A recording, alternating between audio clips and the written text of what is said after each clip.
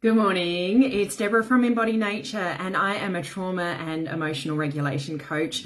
Welcome. If you're returning, it's so good to see you. I've been chatting to some of you during the week and really excited about our conversation today. And if this is your first time here, welcome to this space where we talk about the patterns that rule us from underneath, and I guess the subconscious patterns and the things that tend to get in the way of us having the relationships and being the parents that we really want to be. So today I'm talking about this fantastic word that I've discovered recently, and it's called otherness. And I'm really discovering the beauty of that concept when we're looking at relationships and why it can create more curiosity in your relationships rather than getting stuck on that feeling of needing to be right, and unpacking a bit why we land in that space as well. So welcome, say hi, let me know that you're here, drop some love, and let's get into the conversation. So I guess I wanted to start by asking you something. Have you ever noticed how quickly a disagreement turns into a battle over who is right? And we sit there and we justify ourselves, and we're so busy trying to explain to the other person, and they're just so busy trying to explain to us, and no one's listening to each other. Maybe it's about money, maybe it's about parenting or something in communication. It might be, the division of labor in our homes. It could even be like, what is the right way to stack the dishwasher? Comment below if you know the right way, but there are so many ways, and everybody's dishwasher is different. We can get hung up on that. I'm just grateful that the thing gets stacked. It's amazing. So I guess it's funny. We can spend 20 minutes arguing about where the bowls go, and before you know it, we're no longer talking about the dishwasher at all. It's like my pattern against your pattern. So let me ask you this. What if the argument isn't about the dishwasher? And we all know it's not. It might be the argument of the day, but I think we tend to find we have the same kind of argument over and over again with our partner, in our workplace, with our kids. What if it isn't about the thing, but it's actually about us seeking safety? And safety is so important to us from our nervous system perspective. So when someone does things differently to us, our brain can interpret that difference as threat. Not because it's actually dangerous, but because our nervous system has learnt that familiar equals safe. So here's the thing. I have this glass cupboard, right? And I get overwhelmed if there's lots of different kinds of glasses. I just want to have a couple of lots of glasses, and I want the glasses lined up as they are. And when I open that glasses cupboard, it just feels like I don't have to think about it. Things go in a spot, but I notice if things are in the wrong place, for some weird reason, my brain just absolutely just wigs out and just goes, what's wrong here? And I madly start, I don't know, can anyone relate to that? It's probably just me. I think there's some of you in the world who can relate to that, and some of you who just go, what? But yeah, for me, there's something about this safety and, just things feel right when everything is lined up right, because maybe that's the only thing that's lining up right in my life. So, we hold on to some of these things. And what happens when things are not the way we want and we're not feeling safe, we become dysregulated. And as soon as we become dysregulated, our curiosity is one of the first things that disappears. Instead of asking me, help me to understand why this matters to you, we find ourselves saying, no, that's not the right way. And our survival response starts taking over. Maybe our fight might say something like, I'm right, you're wrong. Our flight might be, I am done with this conversation. I'm out of here. Our freeze might be like, I don't even know what to say here. Whereas our fawn might be, fine, well, I'll do it your way. But then I guess that resentment quietly builds underneath. So none of these responses mean that there's something wrong with you. It just simply means your nervous system is trying to protect you. And here is what I find fascinating. That need to be right is often our nervous system trying to reduce the uncertainty that's going on for us. If I convince you that my way is the right way, then the world's going to start to feel predictable for me again. And predictable feels safe. But I guess here is the problem. Healthy relationships aren't built because two people think the same. They're built because two people can stay regulated enough to stay curious when they don't. So if that resonates with you, I would love you to, pop an emoji, pop curious below, and come along for the ride. So nice to see you guys. Thanks for the love. I guess let's unpack why we react the way that we do. So one of the biggest shifts for me was realizing that almost every behavior has a history. And as children, many of us learnt that there was only one right way to do things, and that was often from our parents. If we questioned our parents, that led to criticism. So we didn't question them. We just lined the glasses up the way that made mum happy. Or maybe expressing your feelings wasn't welcomed. Maybe making mistakes led to shame in you. And feeling like maybe you're not part of the family, like you feel like an outsider if you do things differently. So your nervous system adapted to this space. It learned, if I'm right, I will be safe. And that strategy might have protected you as a child, but as in adult relationships, it often creates distance and disconnection, and the opposite of what we're hoping to have in these beautiful relationships. So one of my favorite questions that I like to ask myself, and also sometimes my clients, is what happened to you? What happened in your life that makes this make perfect sense for you? And I guess this one question can change everything, because it starts to click us into curiosity. And when we're curious, we're no longer dysregulated. So it can shift us from this sense of judgment. So if you find you feel like you're judging your partner a lot, or you're sitting in this space, we can actually shift that judgment to compassion. We can flip from defending ourselves to understanding what's happening for both ourselves and the other person. We can flip from winning to connecting. And I guess that's the thing, when we're fighting for the fight to win, we are just completely disconnecting from each other in that space.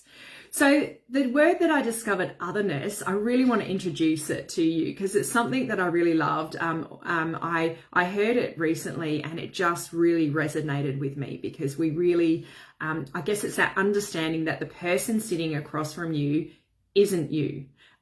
They haven't lived your life. They didn't grow up in the families you grew up in. They don't carry your experiences. They have different beliefs, different expectations. They don't have your wounds or your nervous system. They are wonderfully different. And isn't that just a beautiful thing? Most of the time. And I think this is where so many relationships get stuck, because most of us go looking for love and we long to find someone that we can connect with, someone to build a life with.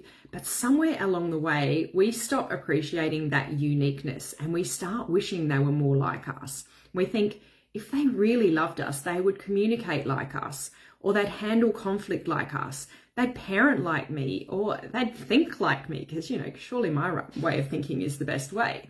And without even realizing it, we begin trying to edit another person and into becoming a version of ourselves and doing it our way or the highway. And when they don't change, that curiosity gets replaced with criticism.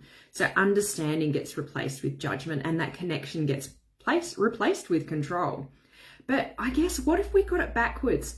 What if your partner's otherness and how they're different isn't actually the problem? What if it's actually an invitation for us? What if it's the very thing that's frustrating you today is also the thing that has something to teach you? So one of the greatest gifts we can offer another person is allowing them to fully be themselves without needing them to become more like us. It is such a gift, and it's so rare to be able to offer that to somebody else. And that doesn't mean we won't disagree. It doesn't mean we don't need to sort of set boundaries, and it doesn't mean we will accept unhealthy behavior. It simply means that we can learn and be curious enough to become students of each other instead of judges of each other. So curiosity sort of begins to sound like, help me understand, or what makes this important for you? What was it like growing up in your family? Tell me more. So, in my world, like, I get really anxious if I don't know where my next meal is coming from. And I've been in relationships with people who aren't particularly fussed by food at all. I find that crazy, but because I'm so passionate about food and where my next meal is coming from. But I've realized that this is one of those core human needs. And for me, if that need isn't met, I start getting really anxious. And so just knowing that and where it comes from and sharing that with my partner can mean that they can understand that that's important for me. So they might start to realize if we're out and about and there's no sign of food ahead, that we might want to do something before my nervous system gets dysregulated, and then things can get complex. So that is curiosity, both from myself. I've given myself curiosity and gone, what is going on there for me? But then I've also been able to communicate it in relationships to be able to say, this is what's going on for me. So, because when we can see life through another person's eyes, even just for a moment, we often discover there isn't just one right way to live. They're simply different stories, different experiences, and different nervous systems learning how to function in the world. No one wins when it's about being right. Yeah, absolutely, Zach. That's so true.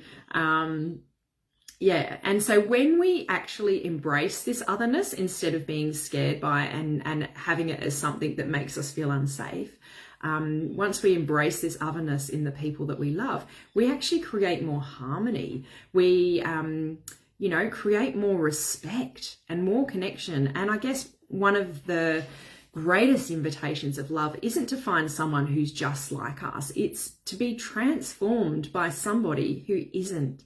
Imagine being able to grow and learn, not just as you or them, but together as well. It's one of the greatest gifts of life, to learn through relationships.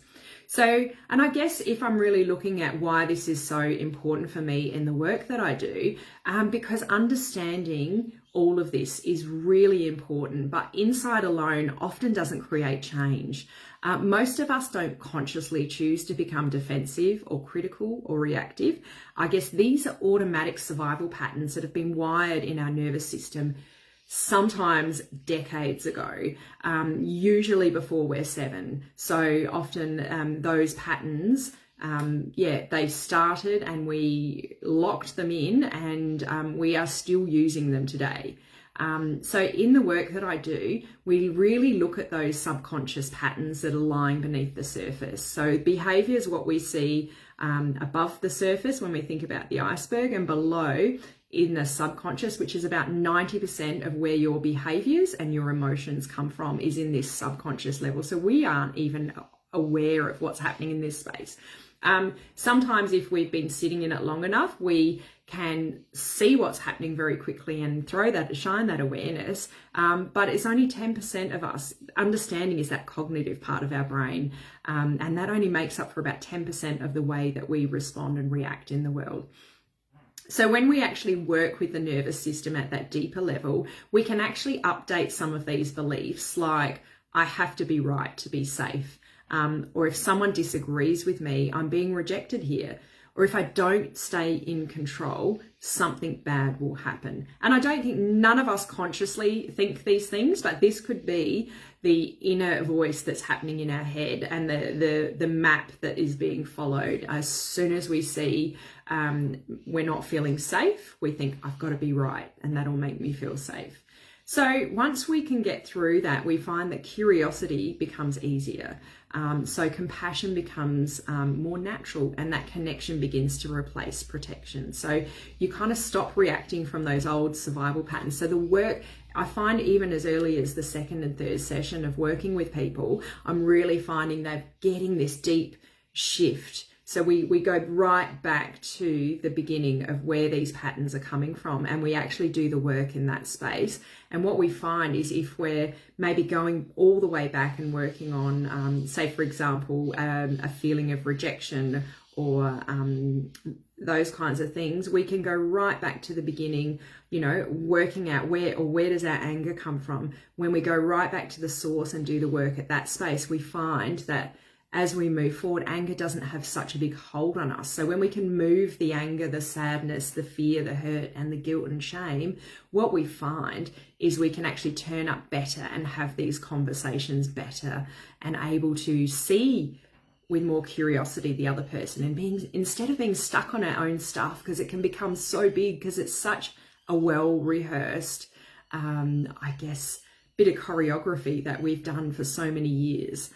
It's really, to shift it just with our mind alone and that understanding and thought, the conscious part of our brain, we actually need to go deeper. So we can actually get to this point where we stop reacting from our old survival patterns and start responding from a place of safety. And I guess, that's when we see our relationships change, not because the other person comes different, because your nervous system did. And I guess when we're working in relationships, what the goal is for both the nervous systems to have some healing and then to be able to share that in that space of that relationship work. So here's my invitation for you this week, should you say yes. So the next time someone does something differently to you, pause. Take one slow breath, and instead of asking who's right, ask yourself, what happened in this person's life that makes this make perfect sense to them? Or, simply ask them, help me understand. Because I truly believe this, the opposite of judgment isn't just agreement, it's curiosity. And curiosity is where connection begins. So if today's conversation resonated with you, I'd love to invite you to do 3 things this week. So first, if you're watching live or on replay, comment the word otherness and let that be your reminder this week to stay curious before becoming critical. And I challenge you to that. So second, if somebody came to mind while you were listening today, I encourage you to share this video with them. It might be exactly the conversation that they need to hear. And finally, if you recognize these patterns in yourself and you're tired of having those same arguments or those same reactions or feeling like you understand your behavior but you still can't change it, I would love to help you. Reach out. I can work with you through neurotransformation therapy, through my coaching, and we can connect. So DM me and we can have a conversation. So together we can gently sort of uncover the subconscious beliefs and nervous system patterns that are keeping you stuck in this protection mode, so that you can experience more calm, more connection, and more freedom in your relationships, because it is possible. I think we think things won't change, but it is totally possible. I've seen so much change in my world in the last 5 years. So I know it works. If it can work for me, it can work for you as well. So if you'd like to know more, you can send me a private message. You can say curious or just say hi. And I'd love to chat. And remember, secure relationships aren't built because 2 people always agree. They're built because 2 people can remain curious enough to try to understand each other, even when they see the world differently. So have a beautiful week, everybody. The sun is out in Adelaide. I'm loving it. I'm heading out for a beautiful hike. And I hope you can get outdoors today. Take care. See ya.